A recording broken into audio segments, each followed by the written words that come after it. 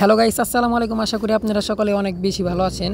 আজকে আবার আপনাদের মাঝে একটি নতুন ভিডিও নিয়ে হাজির হলাম। এই ভিডিওটা হচ্ছে পার্ট 1 ভিডিও। আর এই ভিডিওটা মূলত হচ্ছে যে ইলেকট্রিকের কাজ, আমি যে কাজটা করি সেই কাজ। আর এখন হচ্ছে আমরা গ্যানিং মেশিন দিয়ে পোজ দিতেছি। তারপর হচ্ছে আমরা গ্রুপগুলা কাটবো। গ্রুপগুলা কাটার পরে হচ্ছে কন্ডুইট ওয়ারিং করব, যেটাকে আর কি পাইপ ওয়ারিং বলে সেটা। তারপর হচ্ছে বোর্ড যে আছে, যে বোর্ডটা অনগ্যাং বোর্ড, সেটা হচ্ছে ইনস্টল করবো এটার ভিতর। তারপর হচ্ছে আমরা স্টিল কাটা মেরে এটাকে আটকানোর পর হচ্ছে এটার উপর দিয়ে প্লাস্টার করবে।